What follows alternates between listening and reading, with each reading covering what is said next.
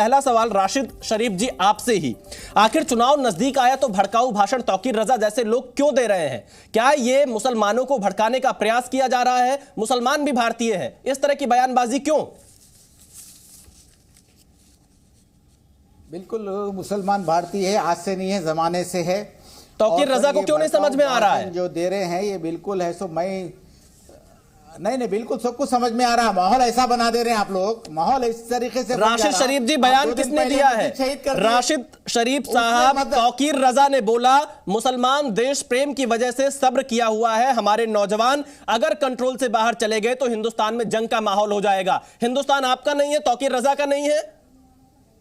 किस हिंदुस्तान में ये जंग की बात कर रहे हैं? सबका है सर। तो फिर ऐसे बयान क्यों दिए जा रहे हैं? जुल्म क्या हो रहा है जब हमारा राशिद शरीफ साहब ऐसे बयान क्यों दिए जा रहे हैं? मजबूर कर दे रहे हैं सर, विशाल जी बिल्कुल मजबूर कर दे रहे हैं आप लोग। राशिद जी, आप देश के सम्मानित नागरिक हैं, बगैर किसी इस देश में सभी धर्मों का सम्मान है, देश संविधान से चलता है। इस तरह के भड़काऊ भाषण से आप कैसी बात कर रहे हैं? क्या मजबूर किया जा रहा है?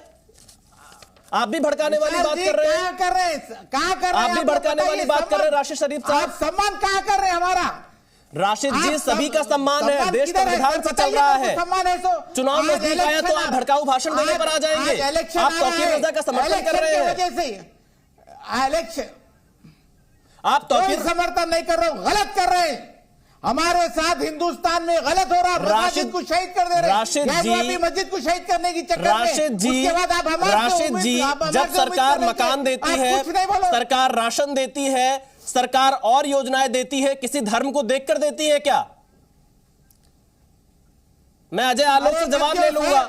मध्य मगर ये तमाशा राशिद जी कैसी बात कर रहे हैं? आप भड़काने वाली, आप भड़काने वाला बयान नहीं दे सकते हैं। देश के मुसलमान हिंदुस्तान का सम्मान करते हैं, वो सम्मानित नागरिक है। कोई धर्म के ठेकेदार इस तरह से भाषण नहीं दे सकते हैं। राशिद जी, धर्म के ठेकेदार इस तरह के भाषण नहीं दे सकते हैं। राशन दे रहे हैं आप राशन दे रहे हैं, आप हमारे को। राशिद शरीफ साहब, सरकार सभी के लिए होती है, योजनाएं सभी के लिए होते हैं। इस तरह के भड़काऊ भाषण का समर्थन नहीं करना चाहिए। आपको तो कहना चाहिए कि तौकीर रजा पर एक्शन ले। सर, मेरे को योजना है, मेरे को ऐसा, अगर आप कोई भी सहूलत दे रहे हैं तो सबको दे रहे हैं साथ में, मेरे को अकेले को नहीं दे रहे आप। मगर राशिद जी, मैं वही कह रहा हूं, सभी को साथ लेकर तो चलना चाहिए ना। आप इस भड़काऊ भाषण कैसे दे सकते हैं? तौकीर रजा ऐसी बात कैसे कर सकते हैं? कौन दे रहा है भड़काऊ भाषण? ये भड़काऊ भाषण नहीं तो क्या है जो तौकीर रजा ने बोला है? मैं ये बोल रहा हूँ, हमारे पे जुल्म हो रहा सिर्फ इलेक्शन। राशिद जी, तौकीर रजा ने जो बोला वो भड़काऊ भाषण आपको नहीं लग रहा है? 200 साल क्यों सो रहे?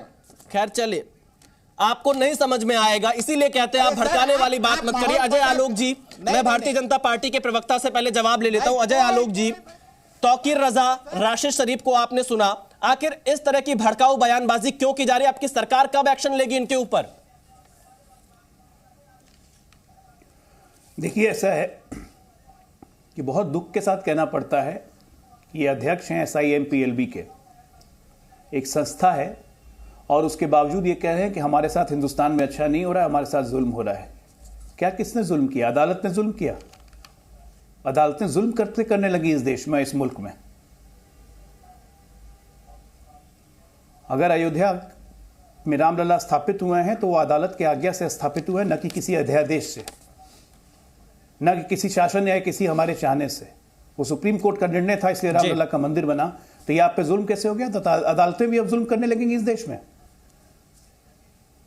तौकीर रजा कहते हैं कि हमारे मुसलमान युवकों ने सब्र किया हुआ क्योंकि हम देश से मोहब्बत करते हैं। अरे, देश से मोहब्बत क्यों नहीं करेंगे आप? देश से मोहब्बत करके आप एहसान नहीं कर रहे हैं। ये देश आपका है, वतन आपका है, मोहब्बत करनी है करनी।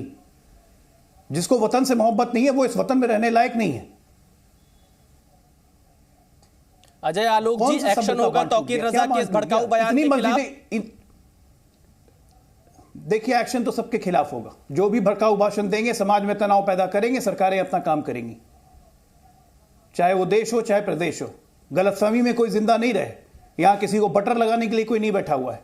अब बटर खाने की आदत हो गई तो कृपया आदत बदलें। अब सरकारें बटर नहीं लगाएंगी, मक्खन लगाने का काम बंद। एक तरीका से चल रहा है, हर चीज चल रहा है। बिना मतलब का बयान देके ये भड़काना, ये लड़वाना, मस्जिदें शहीद की जा रही हैं, ओवैसी उधर से बोलते हैं अरे कौन सी मस्जिदें शहीद कर दी गई? ये दर तब कहा गया था जब कितने मंदिर शहीद हो गए, उस वक्त मंदिरों को ख्याल नहीं आया। अरे आज भी हाल फिलहाल में भी पिछले 1-2 साल में कम से कम 50 से ऊपर मंदिर तोड़ दिए गए जम्मू कश्मीर में, दिल्ली में, हर जगह। उससे निपटने का कानूनी तरीका होता है कि आप समाज में तनाव फैलाएंगे। देखिए अजय आलोक कह रहे हैं कि एक्शन लेंगे, जो भी तनाव फैलाने का प्रयास करेंगे। हमारे साथ दानिश कुरैशी साहब भी जुड़ चुके हैं। दानिश कुरैशी जी, आखिर इस तरह की भड़काऊ बयानबाजी क्यों की जा रही है चुनाव से ऐन वक्त पहले? तौकीर रजा के बयान का आपको समर्थन है या आप विरोध करते हैं? देखिए, सबसे पहले तो अजय आलोक जी ने जो इतनी बड़ी बड़ी बातें की है ना, मैं उनको दिखाना चाहता हूं कि अदालतों में क्या हुआ, कब हुआ, कैसे हुआ। जरा एक तस्वीर ये भी देख लीजिएगा अच्छे से। देखिएगा, ये सुप्रीम कोर्ट के 4 जस्टिस निकले थे बाहर, और इंसाफ को लेकर क्या मामले रहे वो आपके सामने, और वो मोदी रेजिम में ही हुआ है 2018 में।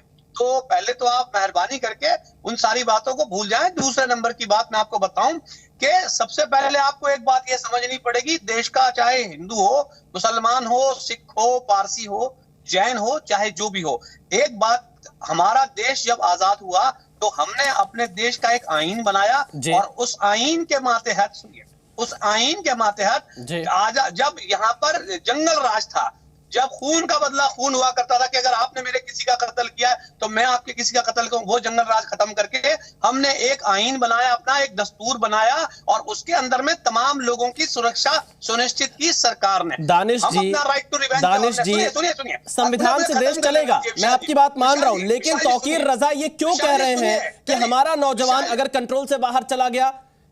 मैं वही कह रहा हूं, मुसलमान भी तो एक हिंदुस्तानी है, वो भी एक देश प्रेम रखता है अपने दिल में। मैं उसी पे आ रहा हूं विशाल भाई। अब सवाल यहाँ ये है कि जब हमने अपना राइट टू रिवेंज सरेंडर किया तो सरकार की जिम्मेदारी हुई हर नागरिक की सुरक्षा करने की। अब मैं बताऊं हो क्या रहा है, हो ये रहा है कि केंद्र की मोदी सरकार चुप है, और ये अगर इसकी बात की जाए ज्ञान व्यापी वाले मामले में, दसियों बार योगी जी इस मामले को लेकर कंट्रोवर्सी स्टेटमेंट करते रहे। अगले दिन डेट होती है और एक दिन पहले ये स्टेटमेंट देते हैं। अब मुझे ये बताइए कि जो आईन हमारे बुजुर्गों ने तय करके किया था, अगर सरकार स्वरूपी योगी में या मोदी में अगर इस तरीके के वो दानिश जी, आप इतने विद्वान प्रवक्ता हैं, आपको ये नहीं पता कि ज्ञानवापी का मामला कोर्ट में चल रहा है?